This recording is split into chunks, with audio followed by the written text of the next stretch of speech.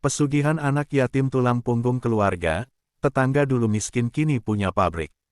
Rendra, seorang pria berusia 32 tahun, tampak seperti sosok biasa di keramaian kota Bandung. Tingginya 170 cm, dengan kulit sawo matang yang mencerminkan kehidupan yang keras, rambut ikal pendek yang sering terlihat tidak teratur, dan mata yang selalu tampak lelah, seolah menyimpan beban yang berat. Meskipun ia bukan pria yang menarik perhatian, ada aura kesedihan dan keletihan yang mengelilinginya, membuat orang-orang di sekitarnya merasa kasihan. Rendra dikenal sebagai orang yang pendiam dan pekerja keras, namun di balik senyumnya yang jarang muncul, terdapat rasa ketidakpuasan yang mendalam terhadap hidupnya. Rendra lahir dan dibesarkan dalam keluarga yang berjuang untuk bertahan hidup. Ayahnya meninggal dunia ketika ia baru berusia 10 tahun, meninggalkan ibunya seorang diri untuk mengurus Rendra dan dua adiknya yang masih kecil. Keluarga mereka terjebak dalam lingkaran kemiskinan, dan Rendra, sebagai anak sulung, merasa bertanggung jawab untuk memberikan nafkah. Ia bekerja paruh waktu sejak usia remaja, berusaha membantu ibunya, tetapi gaji yang diperoleh hanya cukup untuk mencukupi kebutuhan sehari-hari. Rendra sering merasa iri melihat teman-temannya yang sudah meraih kesuksesan, memiliki rumah, mobil, dan kehidupan yang nyaman. Dalam hati, ia berjanji pada diri sendiri bahwa ia tidak ingin mengulangi nasib yang sama. Lingkungan tempat tinggal Rendra dipenuhi dengan berbagai kisah mistis tentang orang-orang yang tiba-tiba kaya setelah melakukan pesugihan. Di gang sempit dan kumuh di mana ia tinggal, cerita-cerita itu menjadi bahan perbincangan di antara para tetangga. Ada yang mengklaim bahwa mereka mendapat bantuan dari makhluk gaib dengan syarat harus memberikan tumbal. Rendra awalnya skeptis dan menganggap semua itu omong kosong, namun pandangannya mulai berubah setelah melihat perubahan drastis pada tetangganya, Pak Joko. Dulu, Pak Joko adalah seorang buruh harian yang hidup serba kekurangan, tetapi setelah beberapa bulan, ia tiba-tiba memiliki pabrik kecil dan mobil baru. Rendra tidak bisa menahan rasa ingin tahunya dan mulai mempertanyakan apakah ada kebenaran di balik apa yang selama ini ia anggap mitos. Setiap pagi, Rendra berangkat kerja dengan sepeda motor tuanya. Ia berangkat jam 6 pagi untuk menghindari kemacetan, dan pulang kembali ke rumah sekitar jam 8 malam. Pekerjaannya di sebuah perusahaan logistik mengharuskannya untuk bekerja keras, tetapi gajinya yang pas-pasan seringkali tidak cukup untuk memenuhi kebutuhan dasar. Rendra tinggal dalam sebuah kontrakan kecil yang sempit, dengan dinding dicat warna pudar dan lantai yang selalu terasa dingin. Setiap malam, setelah pulang kerja, ia sering begadang memikirkan cara untuk memperbaiki kehidupannya. Ia menghabiskan waktu berjam-jam merenung, terjebak dalam pikirannya sendiri, membayangkan kehidupan yang lebih baik, dan mencari cara cepat untuk mendapatkan uang. Dengan semua beban di pundaknya, Rendra merasa terjebak dalam rutinitas yang monoton. Ia merindukan kebebasan, keinginan untuk menjelajahi dunia di luar batasan kehidupan yang telah ditentukan untuknya. Namun, harapan itu tampak semakin samar seiring berjalannya waktu, dan ia mulai merasa bahwa takdirnya telah ditentukan untuk selamanya. Pertentangan antara impian dan kenyataan ini semakin menguatkan rasa frustrasi dalam dirinya, dan ia merasa hidupnya tidak adil. Malam itu, hujan deras mengguyur kota Bandung, menciptakan suasana suram yang seolah menyatu dengan perasaan Rendra. Suara gemuruh petir yang menggelegar seakan mencerminkan kegelisahan di dalam hati Rendra. Ia baru saja menyelesaikan pekerjaannya yang melelahkan dan bergegas pulang, berharap bisa segera sampai di rumah untuk beristirahat. Namun, nasib tidak berpihak padanya malam itu. Saat melaju di jalan sepi, motornya yang sudah uzur tiba-tiba mogok di tengah jalan. Rendra menepikan kendaraan, merasakan dingin malam yang menyengat kulitnya. Ia mencoba menyalakan motor berulang kali, tetapi mesin hanya mengeluarkan suara mendengung pelan. Dengan menghela napas berat, ia memutuskan untuk mencari bantuan. Hujan semakin deras, dan gelap malam menambah rasa cemas dalam dirinya. Di tengah kebingungan, matanya menangkap cahaya redup yang berasal dari sebuah gubuk tua di pinggir jalan. Rendra, meski ragu, merasa terdorong untuk mendekat. Ia berusaha melawan ketakutannya dan melangkah ke arah gubuk tersebut. Ketika semakin dekat, cahaya itu tampak seperti api kecil yang menyala, mengundang rasa ingin tahunya. Gubuk itu terlihat kumuh dan usang, dengan dinding kayu lapuk dan atap yang sebagian sudah bocor. Namun, ada sesuatu yang misterius dan menarik di dalamnya. Rendra mengangkat tangan untuk mengetuk pintu, dan sebelum ia sempat melakukannya, pintu gubuk tersebut terbuka dengan sendirinya. Seorang lelaki tua muncul, mengenakan pakaian lusuh dan usang. Wajahnya dipenuhi keriput, tetapi matanya bersinar tajam, seolah menyimpan kebijaksanaan yang mendalam.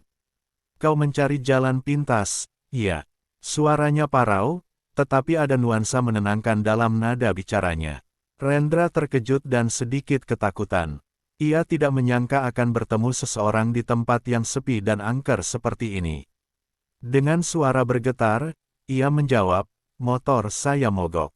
Saya hanya mencari bantuan." Lelaki tua itu tersenyum, tetapi senyumnya tidak menghilangkan rasa cemas yang menggelayuti Rendra. "Namaku Ki Darmo. Aku bisa membantumu, tetapi ada harga yang harus dibayar." Rendra merasa jantungnya berdegup kencang. Dia tahu bahwa bertemu dukun atau orang yang mengklaim bisa memberi bantuan seringkali berujung pada masalah. Namun, rasa putus asa dan keinginan untuk mengubah nasibnya mengalahkan instingnya. Ia mengangguk pelan, menandakan ketertarikan meski masih ragu. Ki Darmo melangkah masuk ke dalam gubuk, dan Rendra mengikuti di belakangnya. Di dalam, suasana terasa hangat meskipun hujan masih mengguyur luar.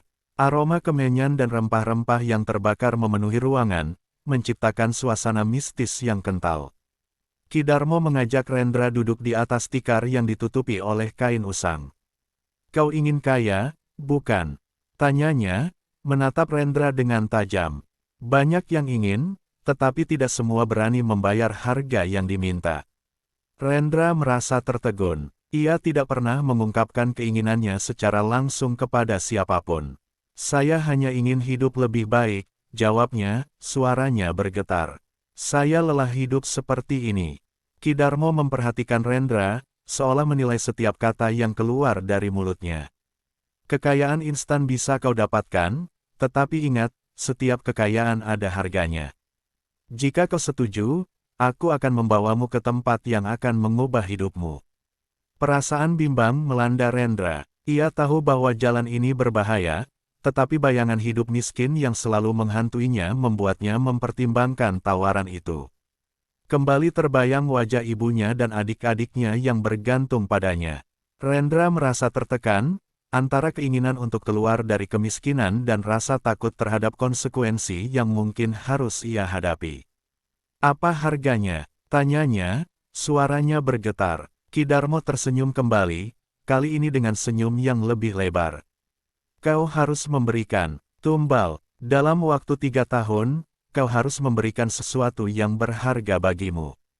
Rendra terdiam. Tumbal, apa yang dimaksudnya? Ia merasa terjebak dalam sebuah permainan yang tidak ia mengerti. Tetapi, saat ia menatap Ki Darmo, ada sesuatu dalam matanya yang membuat Rendra merasa terikat. Rasa ingin tahunya dan harapan akan kehidupan yang lebih baik mendorongnya untuk melanjutkan. "Bisa jadi kau harus memberikan salah satu anggota keluargamu," lanjut Ki Darmo, mengamati reaksi Rendra. "Atau sesuatu yang tidak akan kau lupakan.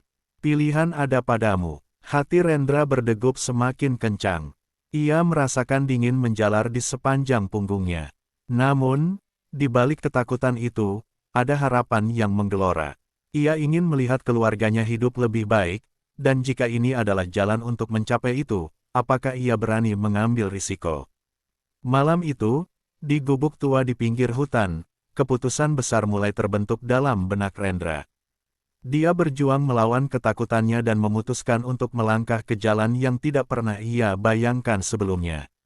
Dengan satu langkah yang salah, hidupnya akan terjerumus ke dalam kegelapan yang tak terduga.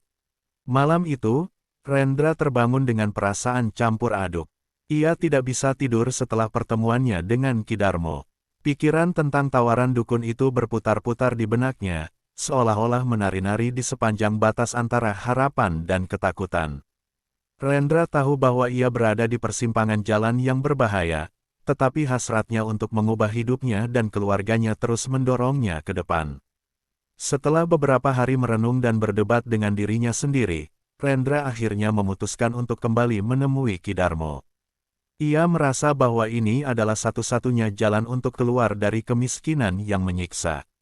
Dengan tekad yang semakin kuat, ia mempersiapkan diri untuk ritual yang akan mengubah hidupnya. Pada malam yang telah ditentukan, Rendra berpakaian rapi, mengenakan kaos hitam dan celana panjang yang sedikit lebih bersih dari biasanya. Ia merasa bahwa malam ini adalah malam yang menentukan. Rendra berangkat dengan sepeda motor tuanya, melewati jalan-jalan yang sepi. Ketika melewati hutan yang gelap, rasa takut mulai menyelinap ke dalam jiwanya, tetapi ia menepisnya. Ia tahu apa yang ingin ia capai. Setibanya di gubuk tua, Ki Darmo sudah menunggu. Lelaki tua itu tersenyum lebar, seolah sudah mengetahui kedatangan Rendra. "Akhirnya kau datang," katanya, suaranya tenang tetapi memiliki kekuatan yang tak tertandingi. "Mari kita mulai ritual ini." Rendra mengikuti Ki Darmo ke dalam gubuk. Di dalam, suasana terasa lebih misterius dengan cahaya lilin yang bergetar di setiap sudut. Ki Darmo mengatur altar sederhana di tengah ruangan, menyiapkan berbagai benda yang tampak aneh dan eksotis. Rendra hanya bisa menonton, merasa terpesona sekaligus cemas. Ki Darmo mulai menjelaskan ritual pesugihan yang akan mereka lakukan. "Kita akan melakukan beberapa langkah penting," katanya, sambil menunjukkan kepada Rendra. "Pertama, kita akan melakukan persembahan. Ayam hitam adalah simbol pengorbanan. Kita akan menyembelihnya sebagai tanda penyerahan diri kepada makhluk gaib yang akan memberimu kekayaan." Rendra menelan ludah, merasakan ketegangan di tenggorokannya. Ia tidak pernah melakukan hal seperti ini sebelumnya, dan pikiran tentang darah yang akan mengalir membuatnya merasa mual. Namun, ia menepis rasa takut itu dan berusaha untuk tetap fokus pada tujuan akhirnya. Ki Darmo memimpin Rendra keluar menuju hutan larangan, tempat yang dipercaya memiliki kekuatan magis. Di sana, mereka berdiri di sebuah lapangan terbuka yang dikelilingi pepohonan tinggi. Suara alam malam bergema di sekitar mereka, gemerisik daun, suara binatang malam, dan desiran angin yang seolah berbicara. Dengan sigap, Ki Darmo mengambil ayam hitam dari keranjang yang dibawanya. Ia mengajarkan Rendra cara menyembelih dengan benar, menjelaskan setiap langkah dengan hati-hati. Rendra merasa jantungnya berdegup kencang saat ia mengangkat pisau. Tangan Rendra bergetar, tetapi ia berhasil melakukannya, menyembelih ayam dengan satu gerakan cepat. Darah ayam mengalir, membasahi tanah, dan seolah-olah menyatu dengan akar-akar yang ada di bawahnya. Setelah persembahan selesai, Ki Darmo membakar kemenyan di atas api unggun kecil. Aroma wangi menyeruak, menciptakan suasana sakral di sekitar mereka. Ki Darmo mulai membaca mantra dalam bahasa yang tidak Rendra mengerti. Suara lelaki tua itu bergema, membawa Rendra ke dalam keadaan trans, seolah menghubungkannya dengan kekuatan yang lebih besar dari dirinya. Rendra merasakan energi yang mengalir di sekelilingnya, mengisi tubuhnya dengan harapan dan ketakutan sekaligus. Dia melihat bayangan-bayangan bergerak di antara pohon-pohon, dan suara bisikan lembut terdengar di telinganya, seolah makhluk gaib sedang memanggilnya. Dalam keadaan setengah sadar, ia mengeluarkan kuku dan sehelai rambutnya, mengikuti instruksi Ki Darmo untuk menguburkannya di bawah pohon besar di tengah hutan.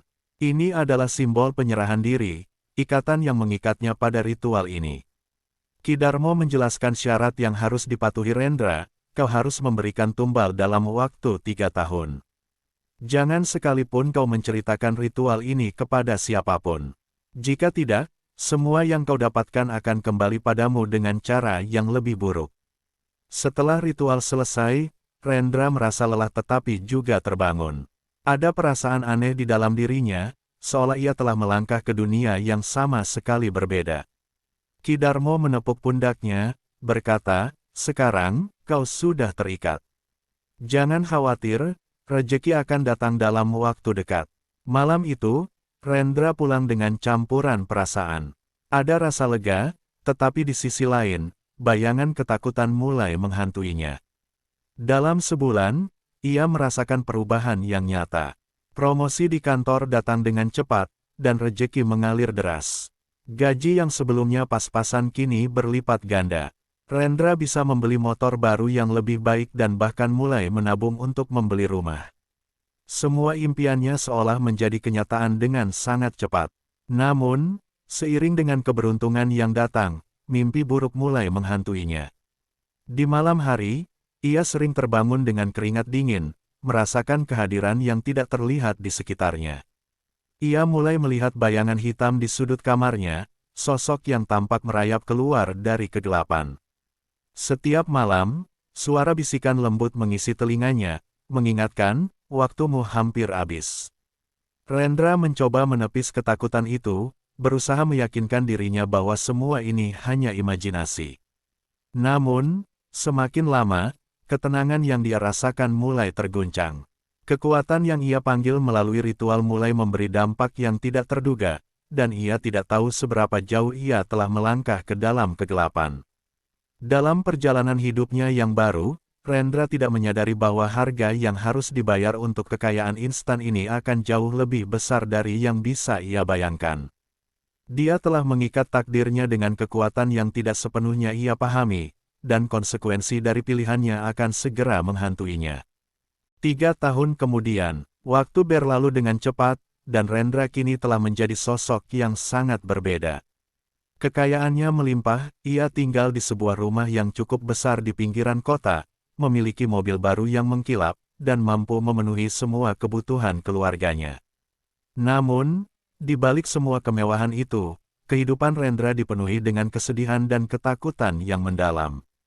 Keluarga yang seharusnya menjadi sumber kebahagiaannya justru menjadi beban yang menghantuinya. Ibunya, yang selama ini bersamanya, mendadak meninggal dunia tanpa sebab yang jelas. Rendra merasa hancur, tetapi rasa kehilangan itu dengan cepat tertindas oleh rasa bersalah. Ia teringat akan peringatan Ki Darmo, yang selalu mengatakan bahwa tumbal yang dijanjikan bisa jadi siapa saja, dan kini ia merasa bersalah karena telah mengambil langkah yang tidak bijaksana. Adik perempuan Rendra juga menghilang tanpa jejak, dan pencarian yang dilakukan tidak membuahkan hasil. Rendra merasa terjebak dalam kegelapan yang semakin pekat. Malam-malamnya dipenuhi dengan mimpinya yang buruk. Ia sering terbangun dengan perasaan tercekik, berusaha mengusir bayangan hitam yang terus mengintainya. Suara bisikan yang pernah mengingatkan tentang waktu yang hampir habis, kini menjadi semakin jelas dan mengganggu. Rendra merasakan kehadiran sosok genderuwo di setiap sudut rumahnya, seolah makhluk itu menunggu saat yang tepat untuk menagih janjinya. Malam itu, saat Rendra duduk di ruang tamu yang megah, pikirannya melayang kembali ke gubuk tua tempat ia melakukan ritual. Rasa cemas merayap kembali ke dalam dirinya, saat ia teringat akan Ki Darmo yang tampak begitu tenang saat menjelaskan aturan-aturan yang tidak boleh dilanggar. Di tengah keheningan, suara pintu yang bergetar mengejutkannya. Jantungnya berdegup kencang saat ia melihat Ki Darmo berdiri di ambang pintu, sosoknya terlihat lebih tua dan lebih menyeramkan dari yang ia ingat. "Waktumu habis, Rendra," kata Ki Darmo, suaranya serak dan menakutkan. "Tumbal yang kau janjikan adalah adikmu sendiri." Rendra terkejut, merasakan kepanikan melanda dirinya. "Tidak, aku tidak pernah setuju. Ini tidak mungkin," serunya, suaranya bergetar penuh ketakutan. Ki Darmo tertawa, suara tawanya mengerikan dan mengisi ruangan dengan nuansa kegelapan. "Kau lupa, rambut dan kukumu yang kau kubur, itu adalah ikatan darah. Semua keluargamu bisa jadi tumbal." Rendra merasa dunia di sekelilingnya runtuh.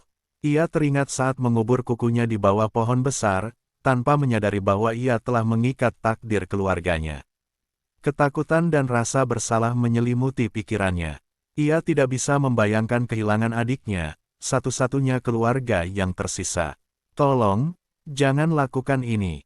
Aku akan melakukan apapun." Rendra meronta, berusaha mencari jalan keluar dari situasi yang mencekam ini. Ia merasa terpojok, tak berdaya menghadapi keputusan yang telah ia buat. Ki Darmo hanya tersenyum sinis, menatap Rendra dengan mata yang penuh keangkuhan.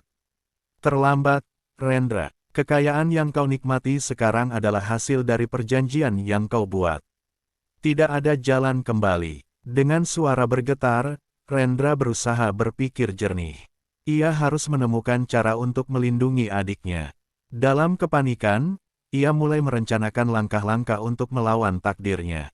Namun, saat ia mencoba mengingat kembali ritual yang telah dilakukannya, bayangan hitam yang selama ini menghantuinya muncul kembali, menghalangi pikirannya. Akhir yang menyedihkan, hari-hari berlalu, dan Rendra tidak bisa tidur. Ketakutan akan kehilangan adiknya terus menghantuinya. Ia berusaha mencari cara untuk membatalkan perjanjian dengan Ki Darmo, tetapi semua usaha itu sia-sia. Rendra mulai mengabaikan pekerjaannya, hidup dalam ketakutan dan kecemasan yang terus-menerus. Pada malam terakhir, Rendra terbangun dengan keringat dingin membasahi tubuhnya. Suara bisikan itu semakin keras, mengingatkan bahwa waktu untuk memenuhi janjinya sudah hampir habis. Dalam keadaan panik, ia memutuskan untuk mencari Ki Darmo, berharap bisa menemukan cara untuk membatalkan perjanjian itu. Namun, saat ia tiba di gubuk tua, tempat yang seharusnya adalah sumber kekuatan, kini terasa seperti penjara. Ketika Rendra memasuki gubuk, ia merasa ada sesuatu yang aneh. Ruangan itu tampak lebih gelap, dan aroma kemenyan yang biasa tercium kini digantikan oleh bau busuk yang menyengat. Ki Darmo tidak ada di sana, tetapi bayangan hitam muncul di sekelilingnya, mengisi ruang dengan ketakutan yang tak tertahankan. Rendra merasakan kehadiran makhluk-makhluk gaib yang mengelilinginya, menuntut janjinya. Dalam sekejap, Rendra merasakan tekanan yang hebat di dadanya, seolah-olah makhluk-makhluk itu ingin menelannya. Ia terjatuh, merasakan sakit yang luar biasa mengalir di seluruh tubuhnya. Dalam pandangannya yang mulai kabur, ia melihat bayangan adiknya, yang kini tampak terperangkap dalam kegelapan. Rendra merasa gila, terjebak dalam kesalahan yang tidak bisa diperbaiki.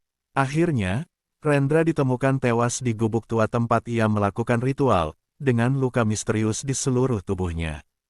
Tidak ada yang mengetahui apa yang sebenarnya terjadi, tetapi kabar tentang kematiannya menyebar cepat di antara tetangga-tetangganya. Banyak yang percaya bahwa ia telah membayar harga yang sangat mahal untuk kekayaannya. Kekayaan instan selalu ada harganya. Rendra telah membayar dengan jiwa orang yang paling ia sayangi. Dalam pencariannya untuk keluar dari kemiskinan, ia terjebak dalam perjanjian yang mengubah hidupnya menjadi mimpi buruk. Cerita ini menjadi pengingat bahwa setiap pilihan memiliki konsekuensi, dan terkadang, harga yang harus dibayar adalah sesuatu yang tak ternilai.